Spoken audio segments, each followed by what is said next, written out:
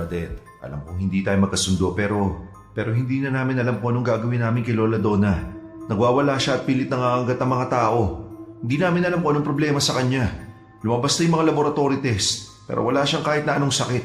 Wala kaming nagawa kundi ikadena siya habang hindi pa siya kumakalma. Nagkukunwari ka pa? Palagi kang nakikipagkumpetensya sa akin?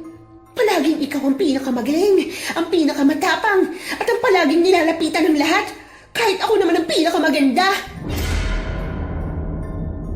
Maraming paraan para maging masaya, Nelly.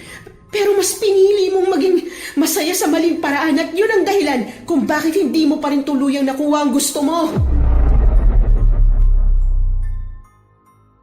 Naniniwala ba kayo na opposites attract? Na merong isang tao na kabaliktaran ng paniniwala ng sayo, pero sa hindi maipaliwanag na dahilan, kayong dalawa yung parating pinagtatagpo ng tadhana. Ganyan po ang tema ng ating kwento ngayon. Pero bago ang lahat, kung bago ka pa lang dito sa channel, please like, subscribe, and hit the notification bell para updated kayo sa bawat kwentong ilalabas. May bago tayong kwento 2 o 3 beses sa isang linggo. At ngayon, para sa tampok nating kwento.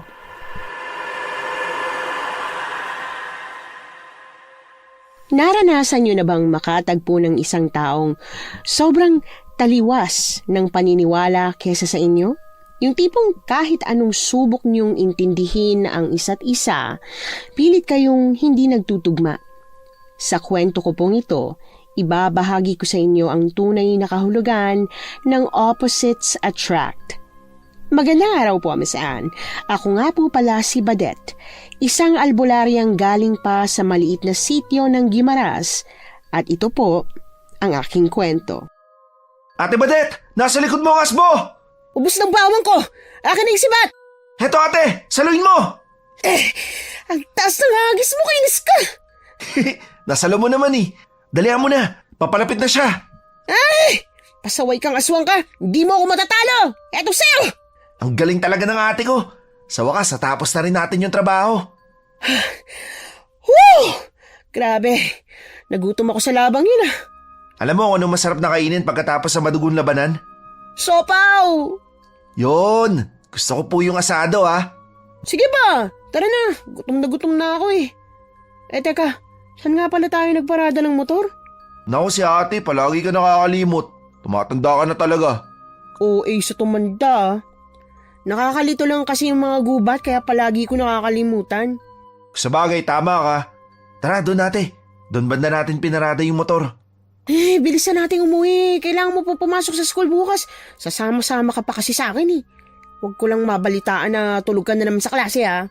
Ate naman kasi, namimilit ka pang pag-aralin ako kahit pwede naman na akong huminto. Tapos naman na ako sa elementary, pwede na yun. Walang pwede sa akin, B-boy. Alam mo naman na yan ang pangarap ko noon pa eh. Yung makapagtapos ng pag-aaral. Bakit hindi ikaw mag-aaral? Rico, mo naman ako binatukan. Kung may pagkakataon lang ako mag-aral, ginawa ko na, no? Isipin mo nga, sino magpapaaral sa akin? Ikaw? Sabi ko nga hindi eh. Kaya lang kasi ate, gusto ko lang din naman maging manunugis eh. Magagamit ko ba yung pinag-aralan ko? Ate, masisiraan na ako ng tuktok sa kakabatok mo eh. Sinusubukan ko ang ayusin eh. Baka kapag naalog, ma-realize mong mali ang mindset mo. Balang araw, magsasawa ka rin sa ganitong klaseng trabaho. At kung mangyari ang pagkakataon yun, at least may choice ka kung saan ka at kung anong pwede mong gawin. Hindi kagaya ko na pagiging albularya lang talaga. Ay nako, ayoko na nga magpaliwanag. Maintindihan mo rin naman pagdating ng araw. Iiling-iling na lumabas ako mula sa gubat kung saan namin hinanting ang asong aswang o mas tinatawag na asbo. May nakapagsumbong kasi sa akin na may asbo raw na sumasalakay sa gitna ng kalsada sa tuwing madaling araw. Perwisyo daw ang aswang sa mga late ng uwi at pang madaling araw ang pasok sa trabaho. Kaya agad kaming dumayo rito para patayin ang pasaway na asbo. Mabuti na lang at madali lang kalabanin ng mga mahihinang aswang na kagaya nito kaya mabilis lang din kaming nakauwi. Dumaan na muna kami sa tindahan ng siopaw para bumili bago kami umuwi ng bahay. Paborito namin ni B-Boy ang asadong siopaw sa tuwing matatapos ang misyon namin. Pagkarating namin sa bahay, agad kaming kumain at nagpahinga. Sa sobrang pagod, nakatulog kami kaagad, pero ang hindi namin inaasahan ay nang sa kalagitnaan ng gabi, nakarinig kami ng malalakas na kalabog, sigaw na humihingi ng tulong at marahas na alulong ng halimaw. Tulong! Pakiusap, tulungan niyo ako! Inaatake ako ng malaking hayop! Tulungan niyo ako! Ate, may humihingi ng tulong sa labas ng bahay. Ano ba yun?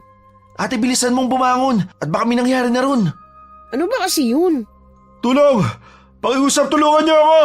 Ala, teka, bakit may humihingi ng tulong? Yun na nga ba sinasabi ko sa iyo, ate? Bilisan mo na tumayo dyan! Eto na, babangon na. Buksan mo yung bintana, tingnan mo kung ano nangyayari. Sige po, ate. Eto, nabuksan ko na po. Diyos ko, ate, may aswang! Ano? Paano nakarating na sa sitio natin ng isang aswang? Hindi ko rin po alam. Sige. Mauna ka na lumabas. Magdala ka ng buntot pagi bawang sa asin. Pero bakit ako lang, ate? Susunod ako. Magbabra lang ako, no? Ate, mamamatay na yun. Huwag mo nang intindihin niyang hinaharap mong sinlaki lang ng kalamansi. Abisira, ulo. Tulong! Tara na kasi, ate! Ay, nakakainis. Yari sa akin ng aswang na yan. Hindi na ako nag-abala pang magsuot ng bra dahil sa labis na pagkataranta. Nagmamadali kaming lumabas ng kwarto, bit-bit ang buntot pagi na palaging nasa tabi ko. Kumuha na rin kami ng asin at bawang dahil importante yon kapag nakikipaglaban sa aswang. Tarantang lumabas kami ng bahay kahit na halos magkandara pa na kami dahil sa pagmamadali. Dumiretso kami sa bukid na nasa likod lang ng bahay namin at saka namin naabutan ng isang lalaking nakahandusay na sa damuhan.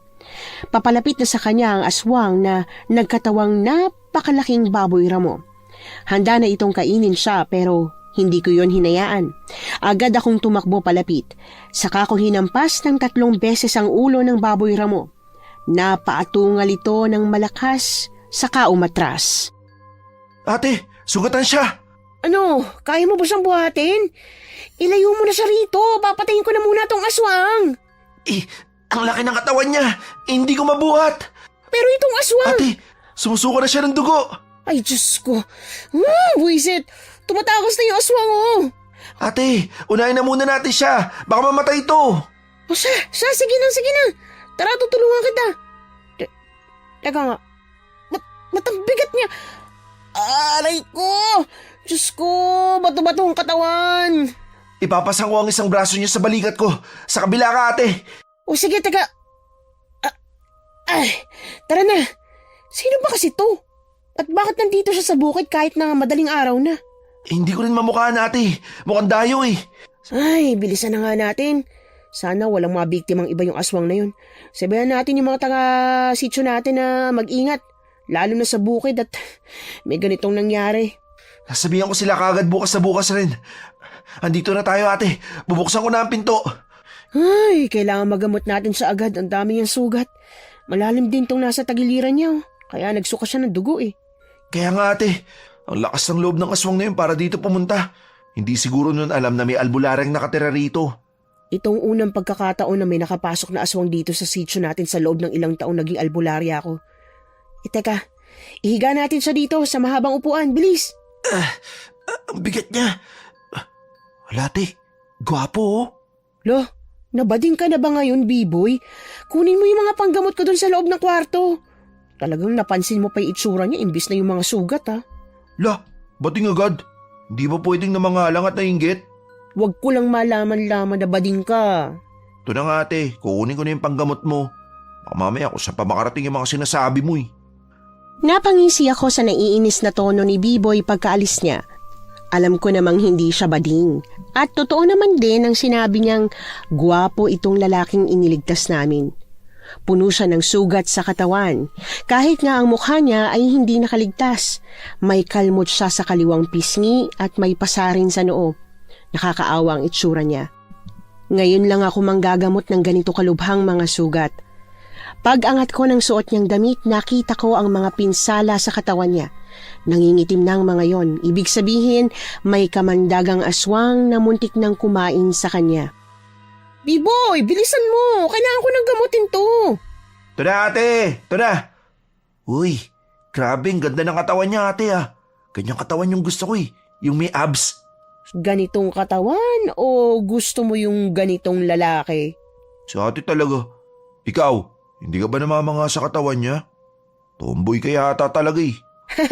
Hindi ako namamangha sa abs niya. Ganitong katawan ni Badong na araw-araw nakabalandra sa labas ng tindahan ni Aling Anali. Oo nga no. Ate, construction worker naman si Kuya Badong. Kaya ganun talaga yung katawan niya. Batak. Kaya lang, ganda nga ng katawan. Baho naman. Di uso yung tawa sa kanya eh. Hoy, napakalaitero nito. Tulungan mo na nga lang ako linisin yung mga maliliit niyang sugat. Ate, kawawa siya. Hindi ba dapat sa hospital na natin siya dalhin? Dami niyang tama oh. Hindi to magagamot ng mga doktor sa ospital. May kamandag na sa katawan niya eh. Akin na yung alcohol dyan. Lilinisan ko na muna yung sugat niya. Ikaw din, tulungan mo na ako. Sige po ate. At saka kapkapan mo. At baka sakali na makahanap ka ng ID na pwede nating malaman kung sino siya at kung taga saan siya. Sinimulan na nga naming gamutin ang binata. Pinunasan ko ng alkohol ang mga maliliit na sugat at binuhusan naman yung tagiliran niyang medyo malaki ang tama. May pasa siya sa may sikmura kaya siguro nagsuka siya ng dugo. Akala ko dahil sa sugat niya sa tagiliran.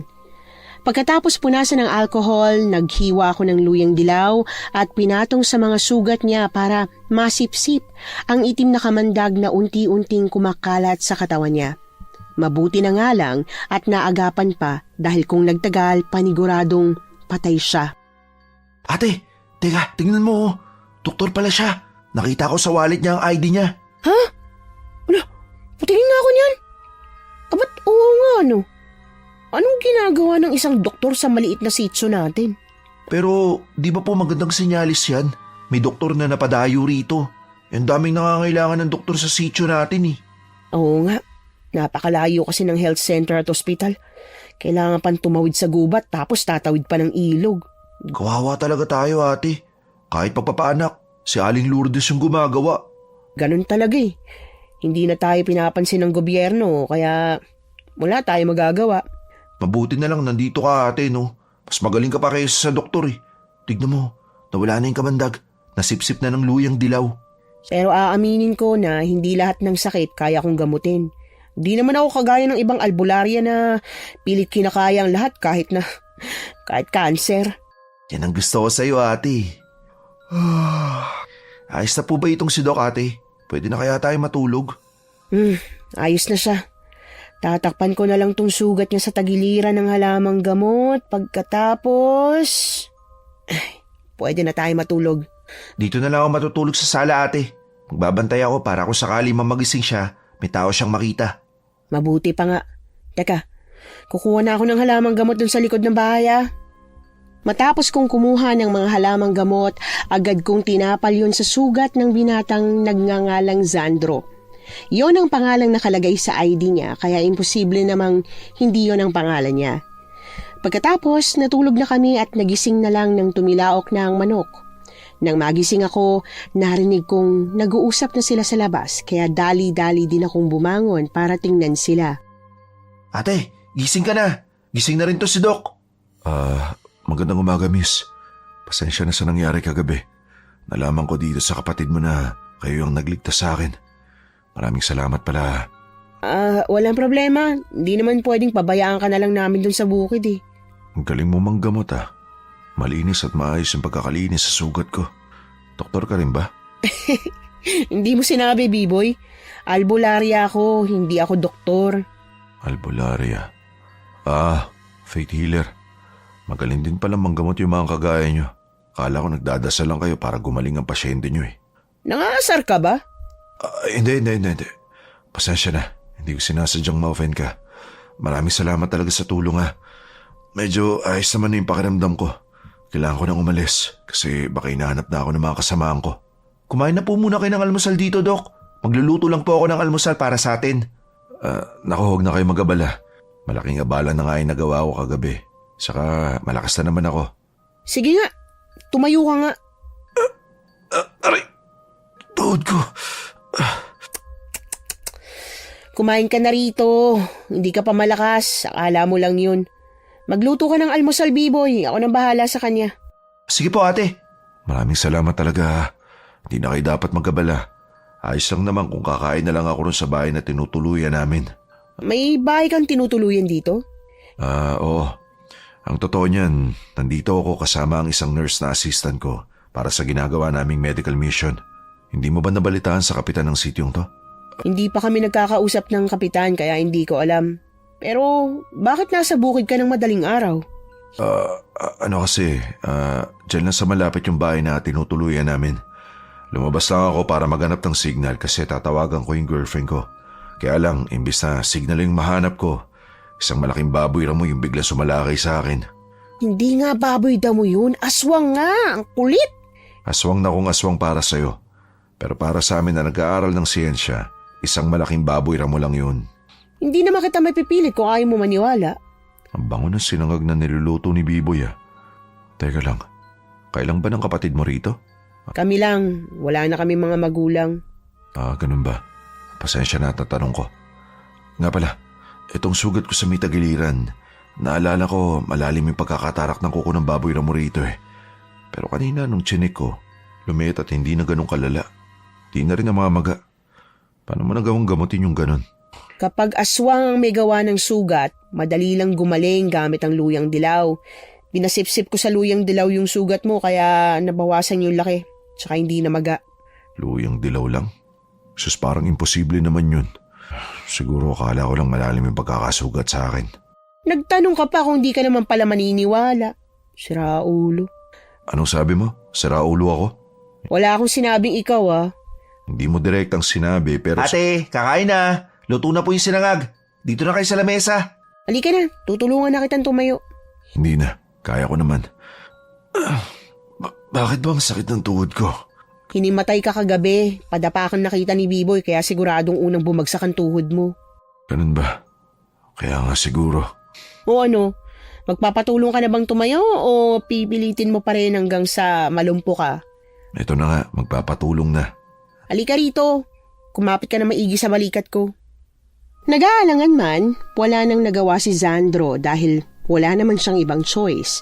Sa totoo lang, mabigat siya, lalo na at malaki ang katawan niya. Hindi dahil mataba, kundi dahil sa tangkad at malaki niyang katawan. Hindi ko kasi masabing bato-bato ang katawan niya, katamtaman lang para masabing panggwapo.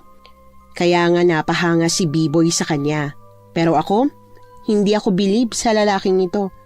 Kahit hindi direkta, parang ang yabang ng paraan niya ng pagsasalita. Habang nasa hapagkainan, ang daming tanong ni Biboy kay Zandro. Parang amazed na amazed siya sa pagiging doktor nito.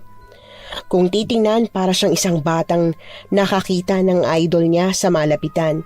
At mukhang tama nga ang hinala ko dahil nang maihatid na niya si Zandro papunta sa tinutuluyan niyang bahay, masayang bumalik si Biboy. Ang saya mo ah. Nako, oo ate. Sobrang saya ko talaga. Dahil mukhang nahanap ko na ang tunay na pangarap ko. Ha? At ano naman yun? Pangarap ko na po maging isang doktor. Ano? Teka lang Biboy ah. Baka nakakalimutan mo na malayong eskwelahan dito sa atin. At saka, siguradong mahal ang bayad sa pagiging doktor, ano? Sabi ni Kuya Sandro, meron naman daw eskwelahan sa Maynila na nagbibigay ng scholarship. Basta makapasa lang daw ako sa exam. Kakayanin ko yun. Mag-aaral ako ng maigi para makakuha ng scholarship. At saan ka titira, Aber? Ate, di ba ikaw yung pilit ng pilit sa akin na mag-aaral? Eto na oh, gusto ko na mag-aaral. Gusto ko maging doktor. Naku, bahala ka sa buhay mo. Sigurado naman ako na kapag nakapagtapos ka na ng high school, magbabago ulit ang pananaw mo. Gusto mo lang maging doktor ngayon dahil nakakita ka ng gwapong lalaki. Ate, hindi lang siya gwapong doktor. Matalino at mabait pa. Ay sus, bait-baitan lang yun. Bahala ka na nga dyan.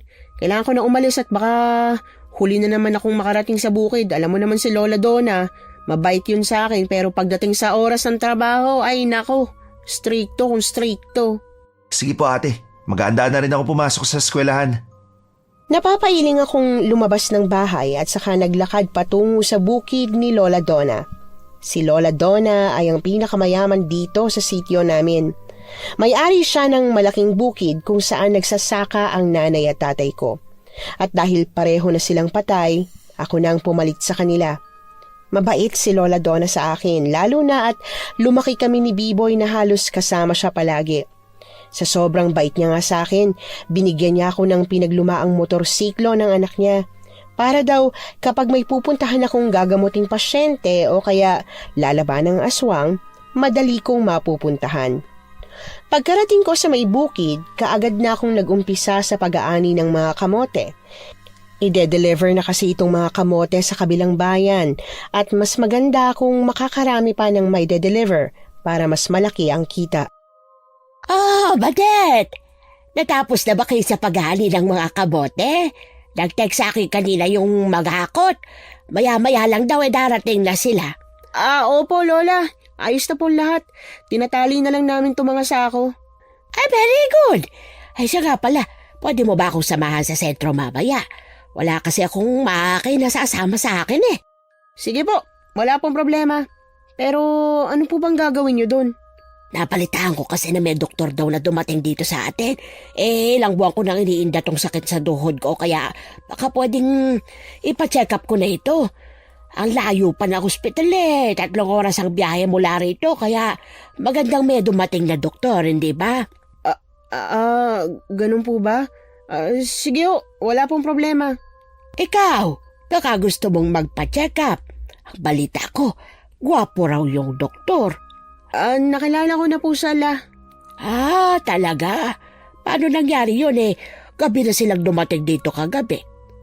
Hindi pa po ba nakakarating sa inyo yung balita na may gumagalang aswang sa sityo natin? Ano ka mo? Paano mo nalaman? Mahaba pong kwento Basta nakatakas po siya kagabi kasi kinailangan kong iligtas yung doktor na pupuntahan natin mamaya. Sinalakay yung doktor ng aswang? Ano namang sabi niya nung makakita siya ng aswang? Hindi naman naniniwala ang mga doktor sa mga ganoong klaseng nilalang? Hindi nga po naniwala. Akala niya malaking baboy damo lang. Teka, mabuti at hindi kayo nag-away Tsaka, hindi ba naapakan ng pagkaalbularya mo? Hindi naman po Alam niyo naman po ang mga paniniwala ko May mga bagay na nagagamot ng siyensya at may mga bagay na hindi rin sakop nun. Doon po ako sa hindi nila sakop. Alam ko po ang boundary ko. Mabuti kung ganon. Mabait ka talaga, Badet. Mukha lang palaging galit. Siya, samahan mo ako mamaya pag natapos ng magakot nung mga magde-deliver, Katulad nga ng napag-usapan namin ni Lola Donna, dumiretso kami sa sentro ng sitio para makapagpa-check up siya kay Sandro. Sa totoo lang, paulit-ulit kong sinasabi na wala akong duda sa mga doktor na nag-aral ng siyensya. Naniniwala ako sa mga sakit na hindi ko kontrolado pero ewan ko ba? Nakaramdam pa rin ako ng tampo kay Lola Donna dahil hindi siya nagsabi sa akin ng sakit na nararamdaman niya. Kung tutuusin, alam niya na pwede ko siyang rekomendahan ng halamang gamot na pwede niyang inumin. Pero hindi lang siya nagtanong sa akin. Medyo nakakapantampo lang. Pero kahit na ganon, nire-respeto ko naman ang gusto ni Lola Donna. Saglit lang kaming naglakad hanggang sa sentro. At nang makarating, nakakabigla na marami ang nakapila. Kaya kinailangan din naming pumila dahil kahit naman si Lola Donna ang pinakamayaman sa baryo namin, hindi siya tinuturing na priority. Kahit senior pa siya, kailangan niya pa rin pumila. May mas marami pa rin kasing mas malalalang sakit at emergency kaysa sa iniinda niyang sakit sa tuhod. Badet, anong ginagawa mo dito? Sinamahan ko si Lola Donna. Ganun ba? Oo, ikaw? Anong ipapacheck up mo? Parang ayos ka naman Hindi porke nakikita mong maganda pa rin ako, ayos lang talaga ako. Wala naman ako sinabing maganda ka. Nagtatanong lang. Sinasabi mo bang hindi ako maganda? Hindi ako nagsabi niyan Ang tanong ko kung anong ipapacheck up mo. Ikaw ba ang doktor para magtanong sa akin? Tsaka, hindi ba dapat ikaw ang gumamot kay Lola Donna kasi isa kang albularya? Magaling ka naman. Tsaka, malaki naman ang tiwala niya sa'yo kaya bakit magpapacheck up pa siya sa isang doktor? Ba't inaano ba kita at bakit inaaway mo ko? Badet, tama na yan. Huwag mo na siyang patulan. Kasi Lola, napaka-ano niya eh. Sinong next? Ako lang next. Tingnan mo lang, inirapan pa ako. Pabayaan mo na nga. Ganyan talaga si Nelly. Takot malamangan ang ganda kaya kapag may kaharap siyang maganda, inaaway niya. Lola Donna naman eh. Galing mo pong pumawi ng inis ah. Siyempre, ako pa. Pero, ano po kaya ipapacheck up ni Nelly, no? Baka ipapacheck up niya yung kaartehan niya. Siguro nga po.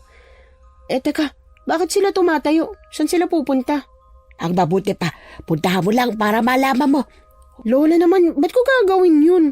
Umamin ka nga. Curious ka sa doktor na yan, ano? Hindi mo kasi maitatangging pogi talaga. Hindi po ako sa kanya curious, no? Kay Nelly ako curious at kung bakit siya magpapacheck up. Tingnan mo, Lola. Pumasok sila sa loob ng bahay. Pwede ba yan? Siguro may ipapakita siya sa doktor na hindi dapat makita ng iba. At ano naman po kaya yun? Alam ko na. Baka may pigsa siya sa puwet. Si Raulo ka talagang bata ka. Pero baka nga. Ayan na, lumabas na po sila, Lola. Bilis naman yata. Ay bakit? Sa tingin mo ba, bubulat-latin pa ng doktor ang pigsa niya? Hindi po! Lola naman, ba't parang bastos naman ang pagkakatanong niyo? Nako, wala akong ibang ibig sabihin ha. Next na po. Oh, next na raw ako. Alina po kayo, Lola. Teka, tulungan mo akong tumayo at grabe ang sakit ng tuhod ko kapag biglang tatayo. Ay, madali pang maglakad kaysa tumayo mula sa pagkakaupo eh. Sige ho, tutulungan ko po kayong tumayo ng dahan-dahan. 1, 2, yeah. Ayan, masakit pa rin po ba? Oo, pero hindi talaga kagaya kung gaano kasakit kapag tatayo ako. Makakalakad po ba kayo? Abayo naman, masakit lang ang mga tuhod ko, pero hindi pa naman ako nalumpo. Sige ho, tara na. At lumapit na po tayo kay Doc. Lola, nahihirapan po ba kayong tumayo? Mas mabuti po siguro kung wag na po muna kayong tumayo, ha? Naku, oo nga eh. Mabuti at sinabi mo, Dok. Uupo na sana ako eh. Ano po bang nararamdaman nyo, Lola? Sumasakit ang mga tuhod ko. Kapag naglalakad naman ako, hindi naman ganun katindi ang sakit. Pero kapag mula sa paghiga o kaya mula sa pagupo, nako, ang hirap bumangon. Bukod po ron, may sumasakit pa po ba sa inyo? Wala naman. Hindi pa rin ako nagpapacheck up sa hospital at may kalayuan dito sa amin eh. Yun nga po ang problema kaya dumayo pa kami rito. Ang mabuti pa po, ibibipi muna kayo nitong nurse ko para malaman natin kung normal pa po ba, ha? Sige, Dok. O ikaw, magpapacheck up ka rin ba? Hindi ba't naman ako magpapacheck up? Normal naman ako. Sungit mo naman, Miss Albulari, ha? Hindi no. Siya nga pala. Anong pina-check up ng babaeng nauna sa amin kanina? Ba't pumasok pala kayo sa bahay? Bakit mo tinatanong? Nagtatanong lang, masama ba? Masama talaga dahil may patient's privacy. Hindi ko pwedeng sabihin sa'yo kung ano man yung mga napag-usapan namin. Sus, hindi raw pwede. Ikaw ba? Kapag may pasyente ka may sakit, pinagkakalat mo ba kung kani-kanino? Siyempre hindi no. O ganun din ako. Kaya wala ka makukuhang sagot sa akin. Nagtatalo ba kayo? Ay, Lola.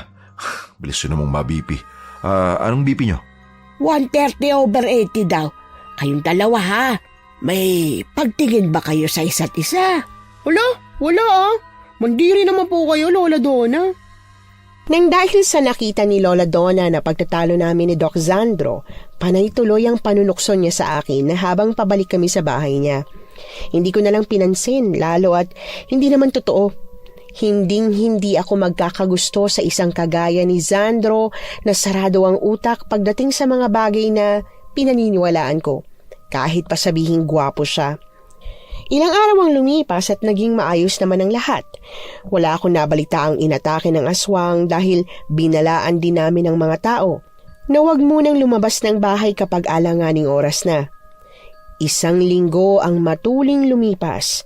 Habang abala kami sa pag-aalmusal, isang balita ang natanggap namin. Nakakapagtakang hindi na bumalik yung aswang. Natakot po siguro sa'yo, ate. Alam niya, kilala ka bilang magaling na albularang manunugis eh. Imposibleng wala siyang pakay sa pagpunta niya rito bukod sa kumain ng tao. Mas maraming pwedeng mabiktima sa ibang baryo eh. Kaya, bakit dito? Diba? Tanong mo nga yung sarili mo. Sus, wala namang nabiktima ate, pabayaan mo na. Baka naligaw lang at hindi rin alam na may pwedeng humuli sa kanya rito. Hindi porke wala siyang biniktima, pwede na nating pabayaan. Ang aswang, aswang yan at mambibiktima yan. Hindi man dito sa sitio natin pero pwede niyang gawin sa iba. Sabagay, tama ka ate. Okay, paano yan? Kailangan ba nating hulihin yung aswang? Paano nga natin mahuhuli kung hindi natin alam kung nasaan? Tsaka na lang siguro natin problemahin kapag nalaman na natin ate. Ikaw naman oh. Hindi ko lang maiwasang mag-isip eh. Ay, ganito yata talaga kapag albularya. Teka, may kumakatok sa pinto. Buti pa, buksan mo na muna yun. Oo nga no. Sino naman kaya yun? Ang aga-aga. Puntahan mo na at baka emergency. Sige po ate. Badet! B-boy! Oh, Lola Donna, ano nangyari at ang aga nyo naman pong napabisita dito? May ibabalita ako sa'yo. Dali! Po, ano naman pong balita yan? Hindi nyo na lang ako hinintay sa bukid. Nako, hindi na ito makakapaghintay pa. Nag-hysterical na si Nelly dahil sa biglaang pagkawala ng nanay niya. Ano po? Nasa si Nelly ngayon? Nandun sa bahay niya, pilit siyang pinakakalma ni Doc. Ha? Si Doc Zandro ang nagpapakalma sa kanya? Paano nangyaring siya nagpapakalma kay Nelly? Nasa sentro pang bahay na tinutuluyan niya. Hindi ko rin alam eh. Basta pagdating ko ron, iyak na siya ng iyak at nahihirapan ng huminga. Kinakabahan kasi ako, Badet. Hindi ba't ang sabi mo, may gumagalang aswang dito sa sitio natin? Paano kung kinuha na pala siya ng aswang? Sige ang mabuti pa, puntahan na natin. Pero ate, hindi pa tayo tapos mag-almusal eh. Di ubusin, madali lang yan. Ate, oy ate, baka naman mabulunan ka niyan. Huwag mo ipasok lahat sa bibig mo. Ate! Walang nagawa si B-Boy nang sunod-sunod kong ipasok ang sinangag sa bibig ko. Pagkatapos ay uminom ako ng tubig at nilunok yon kahit wala nang nguya-nguya pa. Hindi naman ako nabulunan dahil sanay akong ganito, lalo na kapag may emergency. Pero si B-Boy, palagi akong sinasaway. Nang matapos na akong kumain, dali-dali akong sumama kay Lola Donna. Sinabihan ko si B-Boy na huwag nang sumunod at maghanda na para sa eskwelahan bago kami tuluyang umalis. At nang makarating na nga kami sa bahay ni Nelly, kaagad napataas ang kilay ko. Paano ba naman kasi? Nakahiga ang ulo ni Nelly sa mga binti ni Zandro habang pinapaypayan siya nito. Anong gagawin ko? Wala nang nanay ko. Saan ba siya nagpunta? Kumalma ka lang muna at baka bigla kang himatayin. Hihimatayin talaga yan kapag sinapo ko sa noo yan. Badet! Tumayo ka nga dyan, parang tanga. Iyak ka ng iyak imbis na hanapin yung nanay mo. Ano ba pakialam mo? Tsaka, sino bang hindi iyak kapag nawala ng nanay Ikaw nga. Iyak ka rin ng iyak nung namatay ang nanay mo Namatay na bang nanay mo para iyakan mo ng ganyan, ha? Ha? Ano? Hindi ko alam. Paano ko namatay na pala siya? Tumayo ka muna dyan at kailangan kitang kausapin ng masinsinan para mahanap natin ang nanay mo. Bakit? Mahanap mo bang nanay ko? Albularyo ka lang Hindi ka tagahanap ng mga nawawalang tao. Bakit parang kung magsalita ka ayaw mo nang mahanap ang nanay mo? Ano? Ba't sumasobra ka na? Badet, huwag ka naman ganyan magsalita. Isipin mo naman kung ano nararamdaman niya ngayon. Alam kong nakakatuliro talaga ang mawalan pero hindi pa naman sigurado kung patay na ba o hindi dahil wala naman tayong nakitang bangkay, di ba? Kung gusto nating mahanap siya, kailangan humanap tayo ng paraan. Hindi yung umiiyak siya na parang tanga dyan. Nakahiga pa talaga siya sa hita mo. Di ba may girlfriend ka, Dok? Ano na lang sasabihin ng girlfriend mo kung may humihiga sa hita mo na ibang babae? May girlfriend ka, Dok? May girlfriend ako. Ngayong alam mo na, huwag kang panayang landi dyan kay Doc. Ang mabuti pa, unahin mong isipin kung paano hanapin yung nanay mo. Ano ba magagawa ko para mahanap ko siya? Ikaw ang anak niya, kaya siguradong alam mo kung saan siya madalas pumunta. Pinuntahan ko na at kinausap pati yung mga kaibigan niya pero wala. Hindi ko siya nahanap doon. Bago siya nawala, ano ba nangyari? Baka naman nag-away kayo. Yun na nga, mas lalo ako nag-aalala dahil nag-away kami kagabi. Sabi niya sa akin, lalabas lang siya para magpahangin pero Hindi na siya bumalik. Meron bang gamit ang nanay mo na naiwan niya dyan? Gagamitin ko sana para sa pagtatawas para malaman natin kung ano nangyari sa kanya. Sigurado ba malalaman mo kung nasan siya gamit lang ang bagay na pagmamayari ng nanay ko? Ay, Nelly. Ang dami ko nang napatunayan bilang albularya. Alam mo yan. Ilang magnanakaw nang nahuli ko gamit lang ang pagtatawas. Ilang gamit nang naibalik ko sa may-ari. Pero hindi gamit ang nanay ko. Alam mo, kahit kailan hindi ako bilib sa abilidad mo at sa pamilya mo. Puro lang naman tsambang mga yun. O baka naman... Tsamba? Talaga, Nelly? Gusto ko lang natulungan ka, alam mo yun. Mawalang galang na, Badeta. Pero sa tingin ko tama naman si Nelly. Siguro sa mga pulis dapat tayo magsumbong, hindi sa pagtatawas mo. Ano ba kasi magagawa niyan? Tama, Dok. Napakapabida kasi niya ni Badet Nelly, baka hindi mo alam na may pagala-galang aswang dito sa baryo natin at si Doc Zandro mismo ang unang muntik na biktima. Ilang beses ko bang sasabihin na hindi aswang yun? Ay, ang hirap talaga magpaliwanag sa mga saradong utak, O siya, sige. Bahala na kayo rito. Pero Badet, paano ang nanay ni Nelly? Baka nabiktima na siya ng mga aswang. Wala po tayong magagawa, Lola. Pumunta na po tayo sa bukid para makarami ng ani. Hindi naman sila naniniwala sa akin Dok, totoo ang mga aswang. Tara na ho, Lola Donna. Huwag na po kayong mag-aksaya ng laway dyan. Naiintindihan ko ang kagustuhan ni Lola Donna na tulungan si Nelly sa paghahanap sa nanay niya, lalo na't kaibigan niya ito. Pero pinaliwanag ko rin kay Lola Donna na hindi kami pwedeng tumulong kung tinatanggihan. Sa kabilang banda, hindi ko maiwasang magduda sa kinikilos ni Nelly.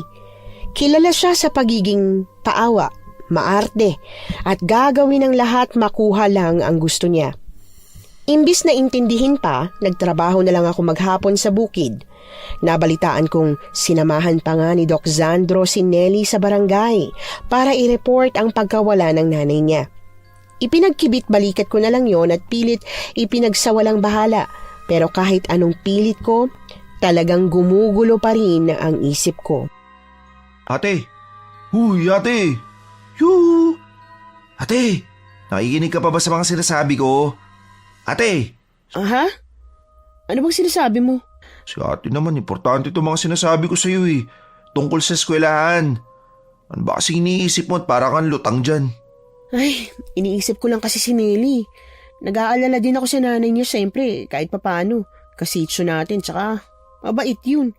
Gusto ko makatulong kaya lang, hindi ko naman magagawa yun kung wala akong bagay na ginagamit ng nanay niya.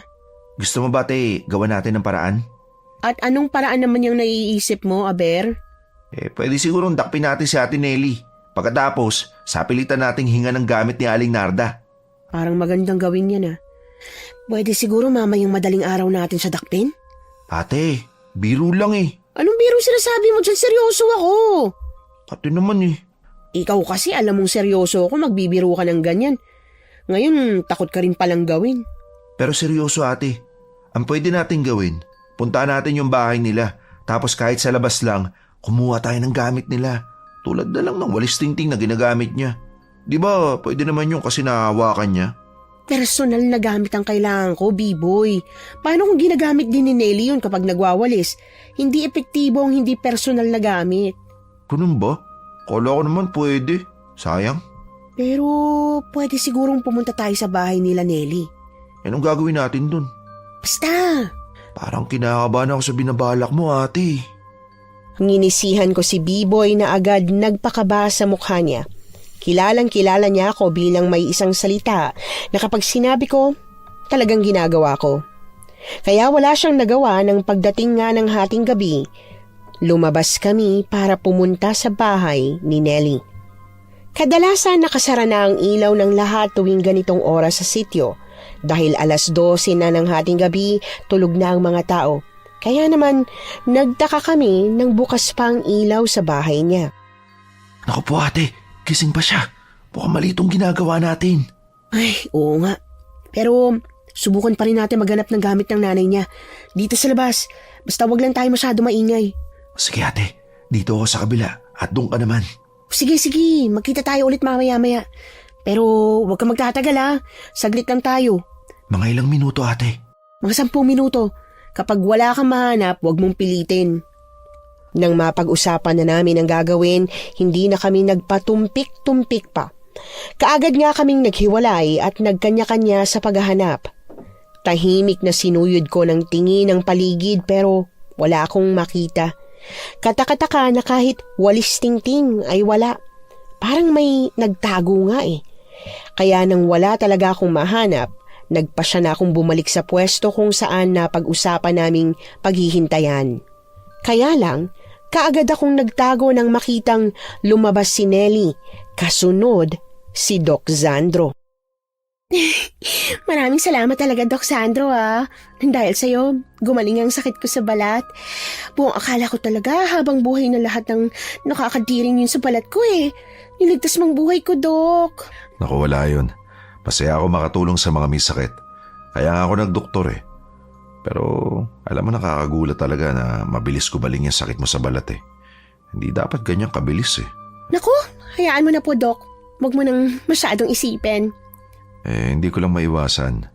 Alam mo naman ng mga doktor, curious palagi sa mga bagay-bagay. Ayaw mo bang mabilis gumalit ang balat ko? Ha? Hindi Masaya nga ako na mabilis kang gumaling. Nagtataka lang talaga ako. Ano pa pala? Gabi na. Kailangan ko nang bumalik sa tinutuluyan ko. Madaling araw na yata. Sarado na yung mga ilaw ng mga kapitbahay. Bakit, Doc? Natatakot ka ba sa dilim? Pwede namang dito ka na lang matulog. Nako, hindi na. Uuwi na ako. Ha? Sige. Maraming salamat sa masarap na hapunan. Salamat din, Doc. Balik ka, ha? Kunot na kunot ang noo ko nang marinig ang usapan nilang dalawa. Yun pala ang pinatingin ni Nelly sa kanya. May sakit siya sa balat. Kaya rin pala nitong mga nakaraang buwan ay madalas na nakasuot ng mahahabang damit si Nelly. Pero hindi yon ang kinakabahala ko. Ang mas nakakabahala ay kung paanong nagagawa niya pang manlandi habang nawawala ang nanay niya. Ate! Ay, bading! Ano ka ba, Biboy? Ginulat mo naman ako. Ate, narinig ko po yung usapan nila. Nakakapanghinala nga talaga si Ate Nelly. Narinig mo rin, no? Alam mo na ngayon yung sinasabi ko sa'yo. Teka, may nakuha ka bang gamit? Wala eh. Linis ang bakuran nila. Pansin mo po ba, ate? Napansin ko rin eh. Kahit walis tingting, wala. Hindi kaya si Ate Nelly ang may kagagawan? Kaya nawala ang nanay niya? Ay, iniiwasan ko ring isipin yan, B-boy. Kasi sa totoo lang, kahit naman siguro gaano siya kasama, hindi niya magagawang saktan o itago yung nanay niya. Anong gagawin natin, ate? Sa ngayon, tara, sundan natin yung doktor. Ha? Bakit po, ate? Tatanga-tanga yung doktor na yan eh. Baka mamaya masundan ng aswang. Ate naman hindi naman siya tanga. Matalino lang at nag-iisip ng tama. Kung nag-iisip siya ng tama, hindi yan pupunta dito ng ganitong oras. Ang narinig ko, kumain yata siya ng hapunan dun eh. Hapunan pero madaling araw na? Wag ako. Ngingisi-ngising sinundan namin ni B-Boy si Doc Sandro habang naglalakad siya pabalik sa sentro. Habang nakasunod kami, napansin namin kung paano siyang luminga-linga sa paligid. Para siyang kinakabahan na ewan. Hanggang sa makaisip ako ng nakakatawang gawin. Imbis na sundan lang, binilisan ko ang paglalakad para makahabol sa kanya kahit na nagtataka si B-Boy sa bala kong gawin. Ate, anong gagawin mo? Basta manood ka. Sobrang dilim ah. Sana naman hindi ako makakita. Kinakabahan ka na ba, Doc? Mama! Bakit tinatawag mo na ngayon ang mama mo? Ano ba, Badet? Ginulat mo naman ako eh. Kailan pala yung sumusunod sa akin kanina pa? Diyos ko, ngayon ako nakakita ng lalaking kasing duwag mo. Ano? Sinong duwag sinasabi mo? Nagulat lang ako. Nagulat daw. Sus, natakot ka lang. Akala mo may sumusunod na sa'yo multo, no? Hindi ah. Hindi ko alam na duwag ka pala, Dok. Bakit ba ang kulit mo? Hindi nga ako duwag. Tsaka, bakit ba sinusundan niyo ako ha? Ay, hindi naman kasi talaga ikaw ang pinunta namin dito, no? Kaso lang, ikaw ang nakita namin. Hindi ka pa ba nadala nung nakaraan? Lumabas-labas ka ng madaling araw, sinugod ka nga ng sinasabi mong baboy damo. Pero ngayon, lumabas ka na naman. Hindi ka pala duwag. Sobrang tapang mo pala dahil mukhang gusto mo na maulit pa yung mangyari Hindi ko naman sinasadyang gabihin ng ganito. Ang totoo niyan, galing ako sa bahay nila Nelly at kaninang 4:00 pa ako ng hapon dun. Sipin mo nga, ilang oras na ako nasa bahay nila pero ayaw niya pa akong paalisin. Ay sus, kunwari ka pa. Anong ginagawa niyo ron kung ganun? Sobrang tagal mo nasa loob ng bahay niya. Ano, nagbato-batopi kayo? Ganon? Nung una, pinakita niya sa akin yung sakit niya sa balat dahil gumagaling na raw. May lumalalang sakit sa balat si Nelly at ang sakit na yon, pabalik-balik at mahirap gamutin. Pero nagulat ako nang halos wala na. Puro peklat na lang. Imposible yun. Kaya kinausap ko siya at tinanong kung ano pa mga ginawa niya para mawala yung sakit niya sa balat. Napahaba yung kwentuhan namin kaya nagyaya na rin siya magapunan. At pagkatapos nun, umiyak naman siya bigla tungkol sa nanay niya. Kaya yun, tatagalan ako sa bahay nila. Parang di naman kapani-paniwala mga sinasabi niya, no? B-boy, no? Parang pwede namang mangyari yun, ate. Baka kasi naalam lang ni Doc yung lunas sa sakit ni Ate Nelly. Aray ko. Ate, bakit mo na naman ako binatukan? Bakit mo ba siya kinakampihan? Totoo naman kasi. At saka, bakit ko ba kailangan magpaliwanag sa'yo? Ano ba ginagawa niyo rito, ha? Wala ka nang pakialam dun. Tara na, B-boy. Umuwi na nga tayo. Sandali lang. O bakit? Baka pwede namang ihatid niyo muna ako sa bahay na tinutuluyan ko. Ano kasi, madilim. Sus! Inamin mo ring natatakot ka. Kasi tignan mo nga naman ang dilim-dilim, di ba? Wala pa naman akong dalang flashlight man lang. Sino bang hindi matatakot dyan? Ako? Hindi ako takot sa dilim, no? Di ikaw nang hindi takot? Sige na ate, ihatid na natin si Doc. Hindi ka ba naawa sa kanya? Baka mamaya biglang dumating yung aswang na muntik pumatay sa kanya. Hindi naman siya natatakot sa aswang na yun, kaya bakit pa? Sige na ate, kung ayaw mo ako na lang. Umuwi ka na sa bahay, ihatid ko lang to si Doc. Sige na. Sige na, para matapos ng usapan, ihatid na natin. Halata sa mukha ni Sandro ang pagkapahiya habang naglalakad kami papunta sa sentro. Nakakatawa ang itsura niya. Kalalaki niyang tao at ang laki rin ng katawan. Pagkatapos, takot sa multo? Nakakatawa lang. Pero sa kabilang banda, tama naman si B-boy. Baka biglang may sumulpot na aswang kaya pumayag na rin ako. Pagkahatid namin sa kanya, agad din kaming umuwi at nagpahinga na. At dahil sa pagpupuyat namin, nakatulog ako ng mahimbing. Hindi pa ako magigising kung hindi pa may biglang dumating na kapitbahay. Kinatok ang bahay namin at pinarating sa akin ang balitang sinugod daw ni Doc Sandro si Lola Donna sa ospital. Hanggang sa bigla na lang may isinugod na kapitbahay sa bahay namin. Ate, bilisan mo, nagwawala na siya. Hirap na silang hawakan. Ano ba kasi nangyayari? Bakit nagwawala ang pasyente? Hindi ko rin alam ate. Pero ang sabi ni Aling Narda, parehong-pareho daw yung nangyayari sa anak niya sa nangyari kay Lola Donna. Ano? Teka, ito na. Dala ko na yung panggamot ko. Diyos ko, ano ba nangyayari sa kanya? Patingin nga ako ng mga mata niya. Hawakan mong ulo niya, B-boy. Ito na ate. Teka, kumakawala siya. Hawakan mo na maigi. Diyos ko, nayanggaw yan. Nayanggaw? Di ba yun yung nahawaan ng pagkaaswang? Oo. Nakakain na ba ito ng karne? O kaya naman, nakakagat na ba ng tao? Hindi raw po ate. Pero kumain siya ng buhay na kambing. Kaya nga dinala rito dahil parang nag-hysterical na. Mabuti na lang at may isang bote pa akong nakahanda para sa pangalis ng yanggaw. Eto, hawakan mong maigi yung magkabilang pisingin niya, B-boy. Paiinumin natin siya dito para maisukan niya yung nakain niyang pangyanggaw. Bilisan mo ate, ang lakas niyang pumalag. Oo, eto na. Pagkapainom ko, takpan mo agad yung ilong niya para mabilis niyang malunok. Kaagad ko ngang pinainom ng matapang na sukang pula na may halong sili at luyang dilaw ang anak ni Aling Narda. Marami-rami ang natapon dahil sa sobrang likot nito pero nagawa pa rin niyang makalunok.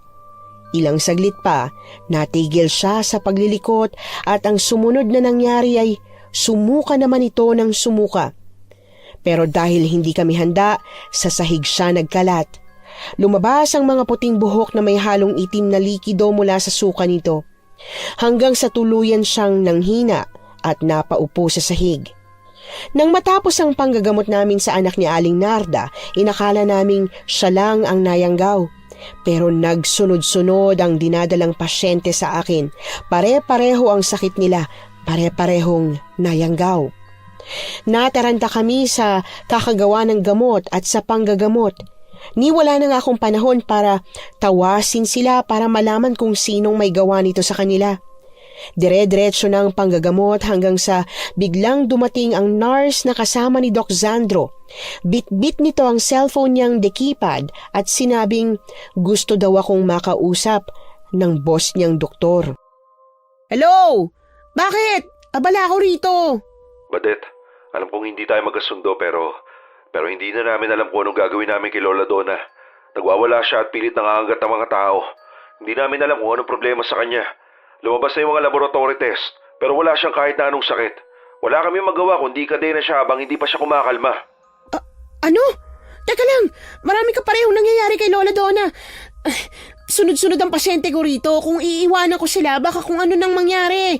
Ang mabuti pa, ikaw na munang gumawa ng gamot para kay Lola Donna.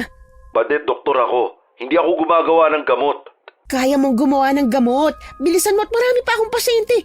Humanap ka ng sukang pula. Haluan mo ng maraming sili at luyang dilaw. Yun ang ipainom mo sa kanya at isusuka niya yung pangyanggaw na nakain niya.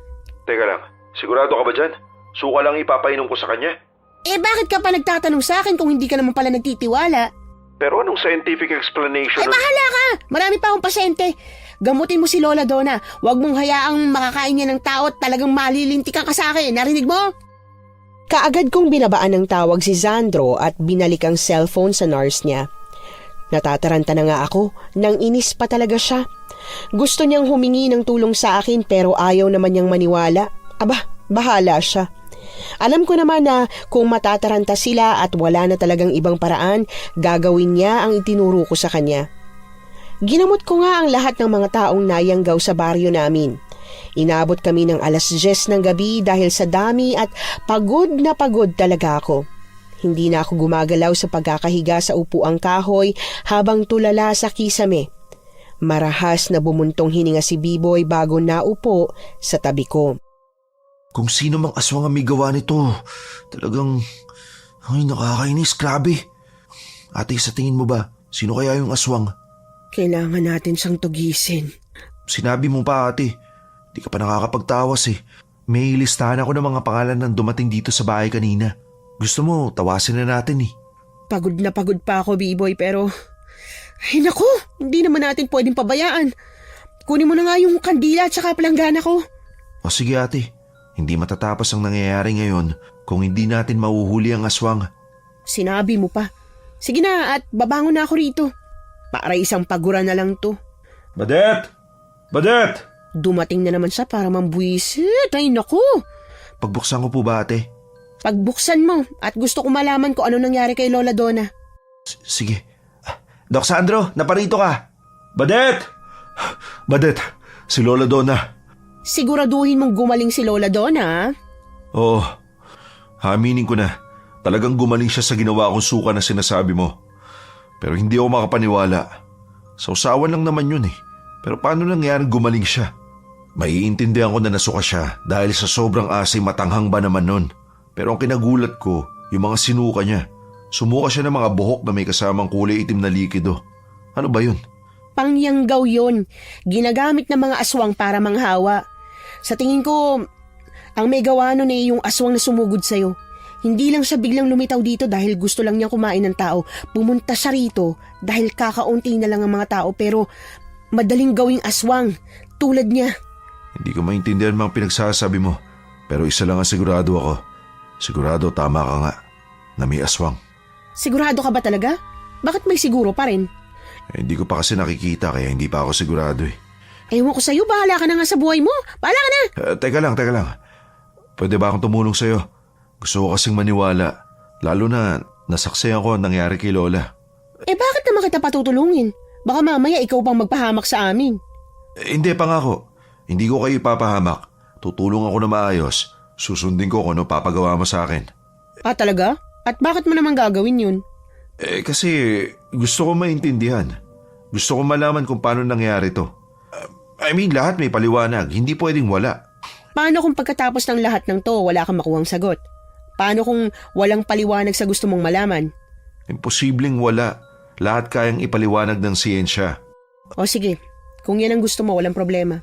Ate, parang delikado to ah. Anong delikadong sinasabi mo dyan? Maganda nga to eh. Para malaman niya na hindi lahat kaya niyang ipaliwanag tulad ng mga aswang. Hindi ko alam kung dapat ba akong matuwa dahil gustong subukan ni Sandro na maniwala sa pinaniniwalaan ko. O maiinis dahil parang gusto niya lang patunayan na ako ang mali at siya ang tama. At dahil nandito na rin naman siya, hindi ko na muna siya pinaalis para ipakita sa kanya kung paano ako nagtatawas. Pinanood niya kung paano ako nagri-ritual. Dinasalan ko muna ang pangalan ng isa sa mga naging pasyente kanina bago ako nagpatulo ng kandila sa tubig. Mukhang babae ate ah. Babaeng maliit ang mukha at mahaba ang buhok.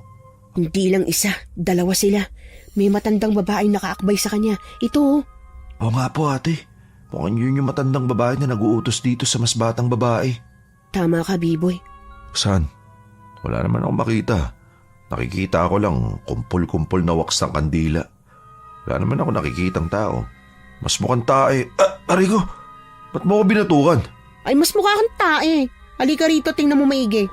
Ayan, kita mo yung mga hugis na yan? Diyan nabubuo ang imahe ng kung sino mang gumawa ng kabulastogan sa isang tao. Ngayon, kung hindi mo nakikita, tanga ka. O bakit naging tanga ako? Eh basta, gusto ko lang. Kung kukontra ka na, dito pa lang, umatras ka na. Ay, hindi no?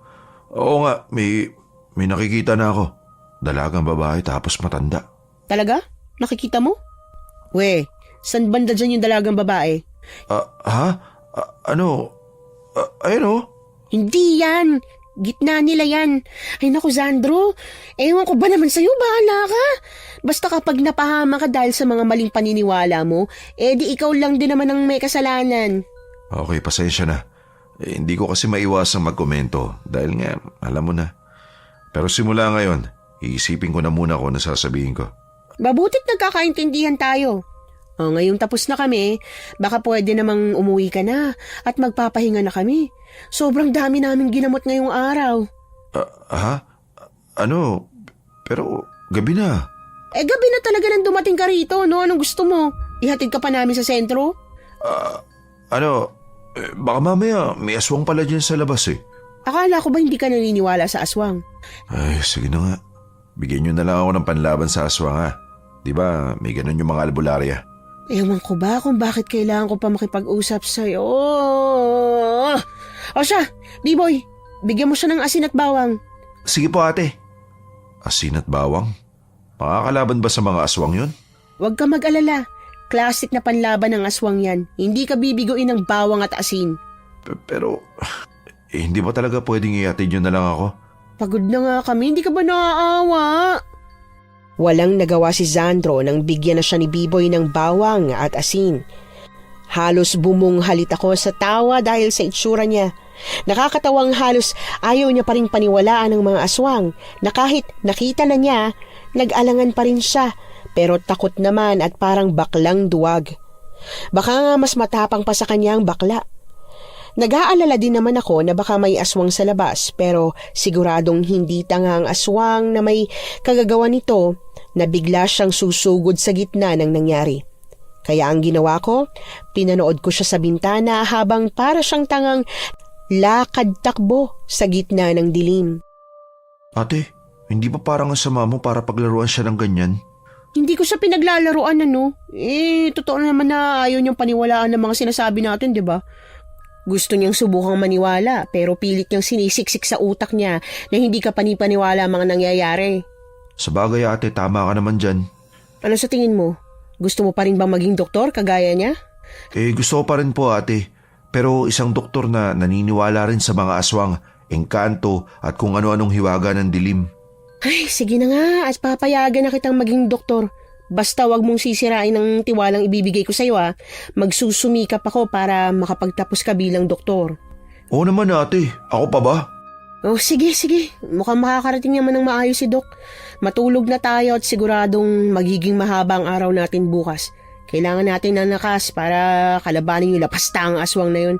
Talagang ako pa sinubok niya. Yari siya ngayon sa ate ko. Masaya ako na sa wakas ay nagkaroon na ng magandang pangarap ang kapatid ko.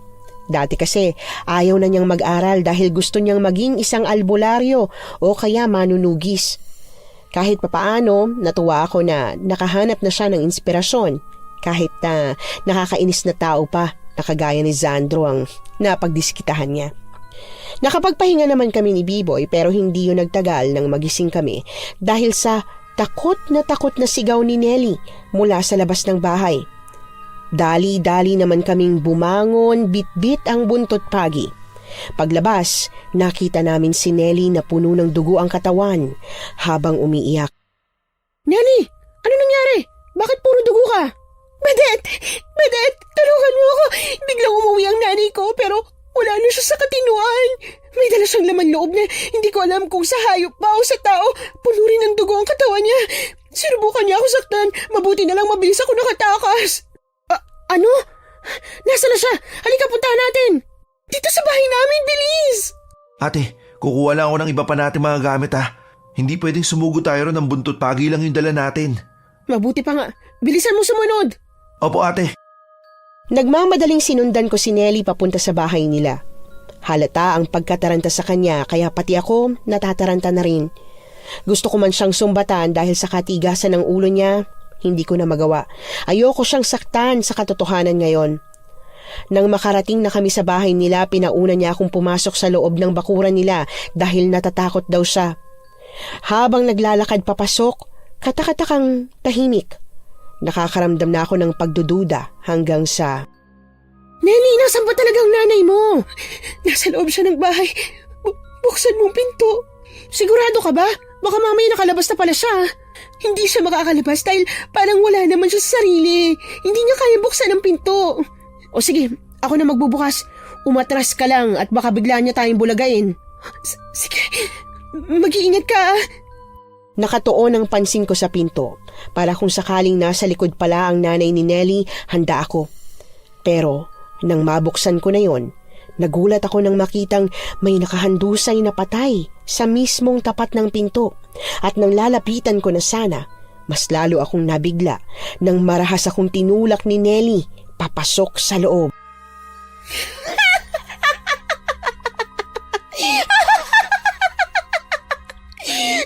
Talaga palang tatanga-tanga ka, Badet. Ang galing kong umarte, ano? Nelly, ano ibig sabihin nito?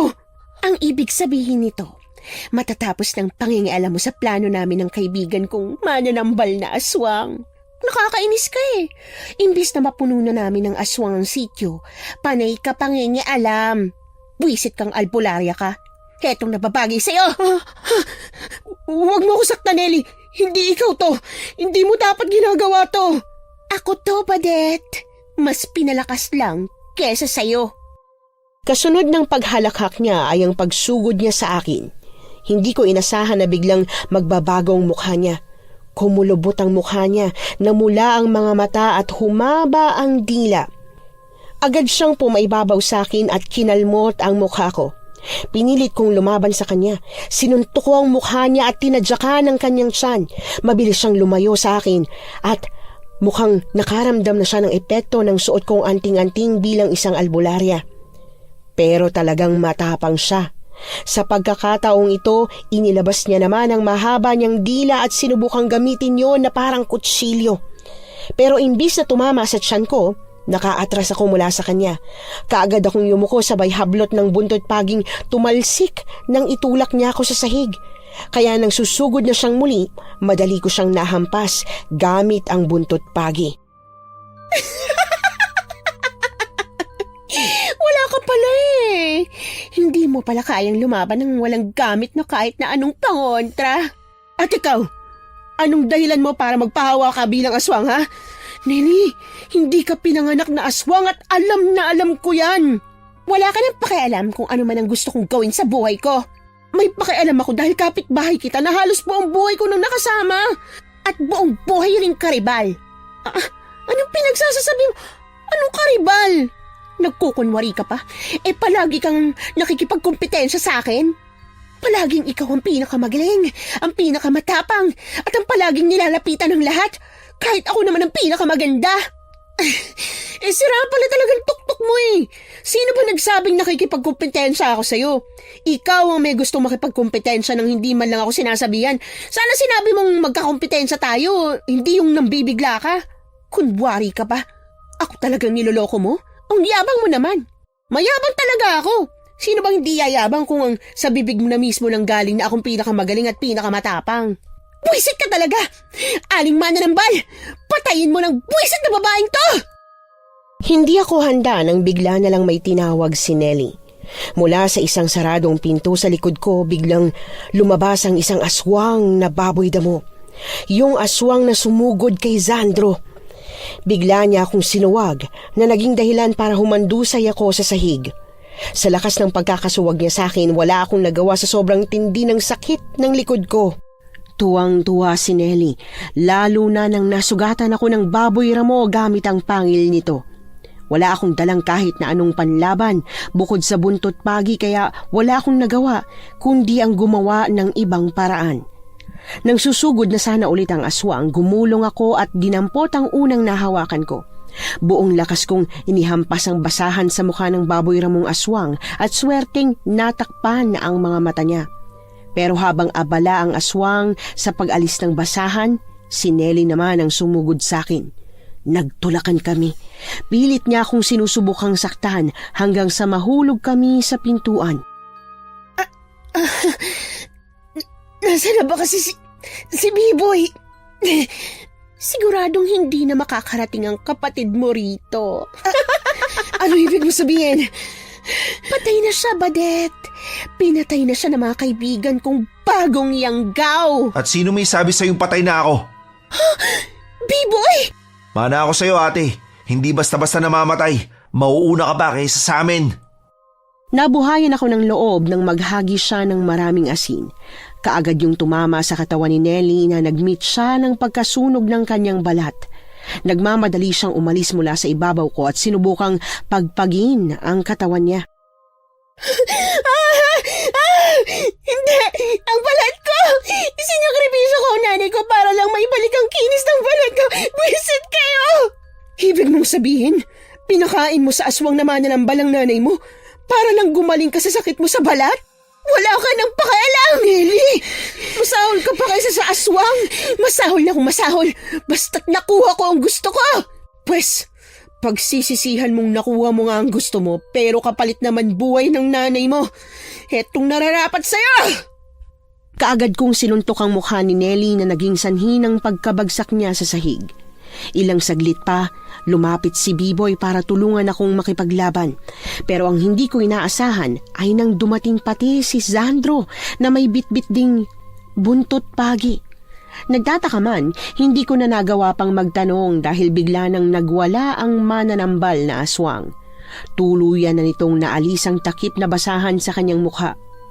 Nang dumating sina Sandro at Biboy, naging mabilis ang pangyayari. Napadali ang pakikipaglaban namin lalo pa at may dala silang mga pangontra sa aswang.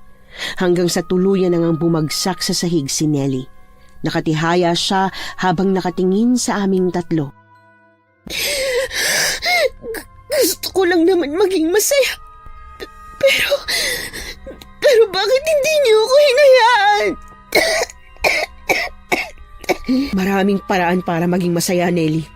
Pero mas pinili mong maging masaya sa maling paraan at yun ang dahilan kung bakit hindi mo pa rin tuluyang nakuha ang gusto mo.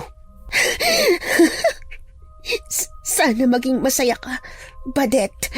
Hindi na siya gumagalaw. Patay na ba siya? Maghintay ka, Sandro. Anong hihintayin? Teka, hala, bakit nagkakaganyan? Bakit nagiging abo? Nakakamangha, di ba? May papaliwanag kaya yan ng siyensya? Ano? Parang imposible. Teka, namamaligmata lang yata ako. Gusto mo bang sampalin pa kita para matauhan ka? Ate, wag. Delikado ang sampal mo. Baka hindi na makilala ni Doc ang sarili niya pagkatapos. Oo na. Naniniwala na talaga ako sa inyo, Badet. Sa dami ba namang nangyari ngayong araw at sa dami nang nakita akong hindi ka panipaniwala para sa siyensya, naniniwala na ako. Meron talagang mahirap at hindi may paliwanag na bagay tulad nito, pero Pero pwede ba munang sumuka? Sige, sumuka ka hanggat gusto mo. Sige, lalabas na ako ha. Nakakatuwa talaga si Doc Sandro, ate, no? Akalain mo yun? So laki ng katawan niya at doktor pa siya, ha? B-boy, hindi naman siguro siya nasuka sa mga nakakadiring nakita niya. Nasuka siya dahil sa impormasyong nalaman niya ngayong araw. Sunod-sunod ba naman eh? Kung sa bagay, ate, tara na nga, umuwi na tayo. Sobrang pagod at antok na talaga ako eh. Kung sana may tindahan pa ng siopaw, kaso wala na. Sa mga ganitong pagkakataon na pagod kaming magkapatid dahil sa pakikipaglaban sa aswang, madalas talagang ang gusto naming kainin ay siopaw. Kaya lang, sarado na ang mga bilihan dahil inabot na kami ng madaling araw. Pagkalabas namin ng bahay ni Nelly, naabutan namin si Sandro na kakatapos lang sumuka. Namumutla ang mukha niya, halatang nahirapan siya. Sabi ko naman sa'yo, Doc, huwag ka na sumama. Ayos lang ako. Nasuka lang ako dahil sa pagkabigla. Pero ayos lang talaga ako. Walang problema. Teka nga pala. Paano nangyaring nakita kayong dalawa? Di ba, pinauwi ka na namin kanina? Nakatulog na kamit lahat, nasa labas ka pa? Tara, kukwento ko sa inyo habang naglalakad. Parang hindi ko na kaya magtagal pa rito kahit ilang segundo eh. Sige, simulan mo ng pagkukwento mo. Mayo na nga. Habang naglalakad ako kanina. Naglalakad o tumatakbo? Paano mo nalaman? Jesus! Sinilip ka namin kanina sa bintana. Tumakbo ka habang bitbit yung asin at bawang. Aasarin mo ba ako? Magkukwento pa ako. Hindi na kita aasarin. Pasensya ka na. Ano nga ulit yun nangyari? Yun na nga. Habang tumatakbo ako kanina pabalik sa tinutuluyan ko, napahinto ako sa bahay nila Nelly. Nakita ko may kinakausap siyang matandang babae. Sa loob ng ilang linggong pananatili ko rito, hindi ko pa nakikita yung matandang yun. Hindi rin naman pwedeng nanay niya dahil sobrang tanda na. Kaya napaisip ako, hanggang sa maalala ko yung sinabi mo sa pagtatawas mo, na dalagang may maliit na muka at isang matandang babae ang may kagagawa ng lahat. Tapos yun, babalik sana ako sa bahay niyo para ibalita yung nalaman ko, kaya lang nakita ko naman na palabas siya ng bahay, kaya kinailangan ko magtago. Sinundan ko siya hanggang sa makita ko nga na may mga kasama siyang aswang. Pinagtago niya sa likod ng bahay niyo bago siya nagsisigaw at humingi ng tulong. Hindi mo alam kung gaano ako kinabahan nun. Akala ko mauhuli ako ng aswang eh. Ibig sabihin, kaya pala kayo natagalan kasi nakipaglaban pa kayo sa mga aswang? Opo ate, etong si Kuya Sandro, sigaw ng sigaw na parang... Ang galing palang makipaglaban sa aswang nitong kapatid mo, no? Kahit patpatin, kayang-kaya niyang labanan yung mga bagong yanggaw. Pero ang nakakabilib ron, hindi niya pinatay. Ginamot pa namin yung mga yon. Bakit tinatakpan mo bibig niya? Wala. Wala pala, di bitiwan mo na. Ito na nga sabi ko eh. Baho ng kamay mo, Dok! Kadiri, amoy suka! Pasensya na. Ikaw naman kasi, di mo na kailangan ikwento pa sa ate mo yon. Kwento mo sa akin mamaya sa bahay, B-boy. Sige po ate. Naku, kung nandun ka, matatawa ka talaga. Sige, pagtulungan nyo na lang ako. Palibasa, hindi nyo naranasang mabigla dahil unang beses nyo makakita ng mga aswang. Sanay na kasi kayo eh. Huwag ka mag-alala. Natutuwa lang naman si B-boy dahil nakita niya ang sarili niya nung unang beses niya rin makakita ng aswang. Ate naman eh, nilaglag mo na naman ako eh. Noong gabing yon, pinatulog na lang namin si Sandro sa bahay namin imbis na pauwiin pa sa tinutuluyan niyang bahay. Kinabukasan, umaga pa lang, nanggamot na ulit kami dahil may ilan pa palang natirang nayanggaw. Talagang inulit-ulit pala ni Nelly ang pangyayanggaw dahil gusto niyang lahian ng buong sityo. Gusto niyang ang lahat ng nandito ay kapareho niya para hindi siya nag-iisa. Hindi ako makapaniwala na gagawin yun ni Nelly sa sarili niyang ina. Pasaway lang si Nelly, maarte at mahilig makipagkompetensya pero hindi ko akalain na gagawin niya yun. Nagawa niya na po, Lola. At hanggang sa mamatay siya, parang hindi niya talaga pinagsisiyan. Hindi kaya nahipnotis mo siya nung mananambal? Hindi ko na po masasabi yan, Lola Donna. Pero ang masasamang mananambal kasi, kadalasan na talagang magaling silang manlilang ng tao para mapasunod nila. Pero may pagsisisi pa rin dapat sa huli. Ganun ba yun? Nako, siguro nga mali lang talagang pagkakakilala natin kay Nelly. Baka nga may itinatago talaga siyang sama ng ugali no? Yun po talagang naisip ko, Lola. Siya nga pala, napapansin kong simula nung gabing kinalaban niyo si Nelly at ang mananambal, nagiging malapit na kayo ni Doc Sandro sa isa't isa, ha? Paano ba namang hindi? Sunod-sunod sa akin ng doktor na yun. Parang hindi yata sapat ang napag-aralan niya sa siyensya. Gusto niya rin mag-aral ng pagiging albularyo. Naku, ewan ko. Parang hindi yata pagiging albularyo ang gustong aralin ni Doc eh. Parang ang gusto niya pag-aralang ibigin ka. Lola, kilabutan naman po kayo sa mga sinasabi niyo. Ano nakakakilabot? Nakakakilig ka mo. Ay sus, kunwari ka pa dyan, Badet. Ang gwapo kaya ni Doc Sandro. Imposibleng hindi ka man lang nagagwapuan sa kanya, ano? Oo nga po at gwapo siya. Pero ano naman, hindi porke gwapo siya, magkakagusto na ako sa kanya. Tsaka, may girlfriend po kaya siya sa Maynila. Girlfriend pa lang naman eh. Asawa nga, nasusunod pa. Girlfriend pa kaya? Ewan ko po sa inyo, Lola Donna. Bahala po kayo kung anong gusto niyong isipin. Basta, hindi ako magkakagusto kay Dr. Sandro. Sabi mo yan, ha? O talagang hindi. Huwag kang malulungkot kapag umalis siya sa susunod na linggo. Bakit po? Saan po ba siya pupunta? Ang sabi ng nurse niya, uuwi na raw sila ng Maynila dahil tapos na yung medical mission nila rito. Ganun po ba? Ay sus, nalungkot siya. Hindi ko nalang pinatulan ang pang-aasar ni Lola Donna sa akin. Kasi, sa totoo lang, tama rin naman siya na malulungkot ako kapag umalis na sina Doc Sandro dito sa sityo. Mahirap mang aminin, naging masaya din naman ang pananatili niya rito. Marami din akong natutunan sa kanya. May mga tinuro siya sa akin na paraan ng panggagamot na hindi ko natutunan sa mga magulang kong parehong albularyo. Katulad nga ng sinabi ni Lola Donna, talagang umalis sila Sandro. Nagpaalam siya sa amin at sinabing bibisita kung may pagkakataon. Pero sa totoo lang, hindi ko na inaasahan pa na gagawin niya yon. Hanggang sa isang araw, makalipas lang ang isang buwan, biglang may kumatok sa pinto ng bahay namin. Biboy, may kumakatok sa pintuan. Pagbuksan mo na muna at magbibihis pa ako. Opo ate, ito na! Sino ba kasi yun? Aga-aga pa. Ate, bilisan mo dyan. May special kang bisita. Sino nga? Malalaman mo rin kapag lumabas ka na. Ito lang at lalabas na. Teka, Sandro? Bakit nandito ka? Di ba ang sabi ko sa'yo, bibisita ako kapag may pagkakataon? Eto na, bumisita na ako. Pero isang buwan pa lang yung nakakalipas simula nung umalis kayo ah. Sino kasama mo? Wala ako lang. Hindi ba pwedeng dumalaw rito kasi gusto ko lang? Tsaka may pagkakataon naman ako. Wala akong trabaho ngayon kaya nilaan ko yung araw na to para dumalaw rito. Bakit dito ka dumiretso? Kayo ni Bibo yung pinakamalapit sa akin eh. Si ate naman, hindi pa balata. Ikaw ang dinalaw niyang si Doc Sandro. Ako? Bakit ako? May kailangan ka bang halamang gamot para sa pasyenteng may hindi may paliwanag na sakit? Oo. May kailangan akong gamot. Ganun ba? O sige, sabihin mo sa akin ang sintomas ng pasyente para malaman ko kung ano nangyayari sa kanya. Hindi siya makatulog ng maayos eh.